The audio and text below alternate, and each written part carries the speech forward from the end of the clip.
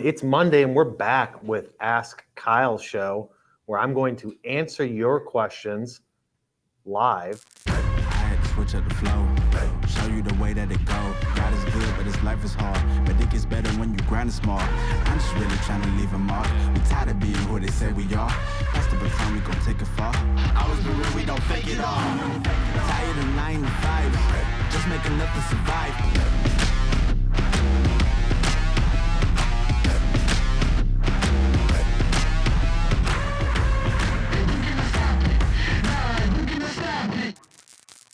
The first question we have today, can an IT graduate become a sales engineer? I really think that anybody can become a sales engineer. Depends on what you're selling, right? If you're selling SaaS products, having some foundational knowledge about software or at least about that industry would help. But I feel like nobody is limited in becoming a sales engineer. People often think like I need to have an engineering degree to be a sales engineer. I'm a product of showing that you don't have to do that because I did it for a decade and was extremely successful. So it depends on the industry you're getting into. In my opinion, industry knowledge is more important than a degree, but I feel like sales engineering is a great field for most people to go into. If you're mechanically inclined, you can get into a lot of the industrial manufacturing sector. If you're more tech, being able to get into SaaS products, things like that, and software services, I think you can jump into it if you have the foundational sales knowledge or are building on it and have some sort of relevancy to the industry.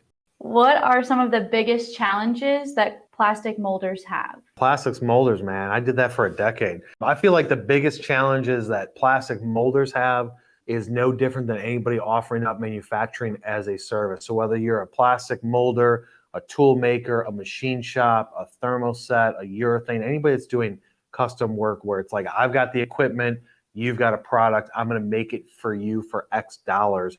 The biggest challenge is actually having a marketing strategy in place. Most industrial companies don't have one. They go with a traditional way of doing it, which is just, we're going to go on referrals, or sometimes we'll send an email. We're not using the most updated systems. They're doing traditional marketing with trade shows or waiting for things to fall in their lap, waiting for RFQs to come from their website, which is just based on organic content that maybe they did previously, or maybe they're already getting traction and they're just sitting static and not doing anything active to go out and grab those opportunities and bring them in the pipeline or push their brand awareness out there. So the biggest issue for all you guys is going to be activity and producing content on a regular basis. And that's the whole fundamental reason why I started MFG Tribe, is because I came from an injection molding place and saw that there was not agencies that can speak the lingo that industrial companies talk on a regular basis and didn't really understand the market. So I said, hey, I'm going to create a niche marketing agency. I've proven that I could do this over the last decade, proven success, proven results. So I'm going to create an agency that offers what I did at those companies, larger at scale.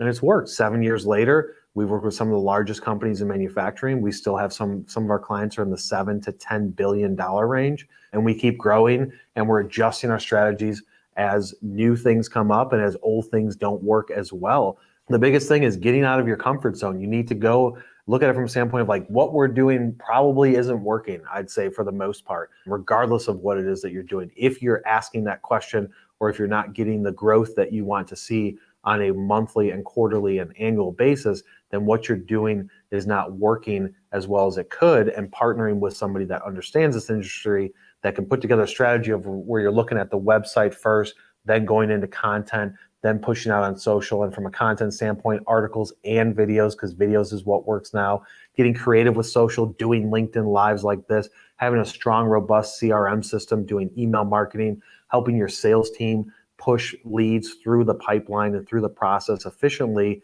and leaving nothing left on the table and no stone unturned to where you're not forgetting people as they fall off. I mean, that's really the thing that's hindering the entire industrial industry for the most part, unless you're selling products. The plastics guys are no different than anybody else. It's manufacturing as a service, and you guys need to change your strategy. You need to change your focus to being more focused on digital and open up those pocketbooks, because $20,000 a year is not going to get you anything. If you're spending $120,000 a year on a sales guy and expect him to grow your business $2 million, then why not spend that money on a marketing agency as well, and then just have similar expectations and KPIs for that agency and you'll see that it can be worth it if you pick the right partner.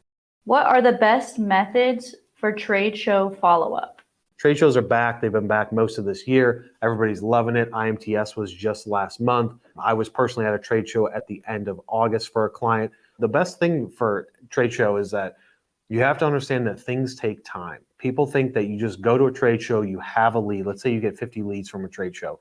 You have a lead and that person is going to close in the next week, 2 weeks, 3 weeks. It could take 6 months to 18 months to close that person, depending on what it is that you sell. But you have to understand, like, that person went and they saw a lot of people. So you got to be careful with your aggressiveness of hounding them on a daily, every 3-day basis, because they didn't just talk to you. You're not the only person that scanned their badge. You're not the only person that potentially have a solution for one of their problems. They talked to a lot of people, depending on how big that trade show was. So you have to be a little bit patient, but strategic with your follow-up. I mean, first thing you should do is send a follow-up email thanking them for their time. Talk about some sort of conversation you had and put that in that email. Hey, we talked about this, wanted to see when I can get you on a call to do a discovery, wanted to see when we could talk about that project, set up a demo, whatever it is. But the key is don't lose faith if they don't respond. They are busy. They were just at a trade show. They left for a day, 2 days, 3 days, whatever it was. They had their entire work life disrupted and they missed all of this activity while they were gone. So understand, when they come back week 1, they're still trying to play catch up from the previous week of things that they missed. Even if they're gone for a day, there's a lot of activity that these industrial people go through. And so you have to understand that it could take a few weeks till you get a response. Send them emails, give them phone calls, leave voicemails, send an email after your voicemail, connect with them on LinkedIn. You should have done that on day 1. You meet somebody, hey, nice to meet you. You have a qualifying conversation. They're interested in what it is that you have to offer. When you go back to your hotel room that night, send them a connection request on LinkedIn.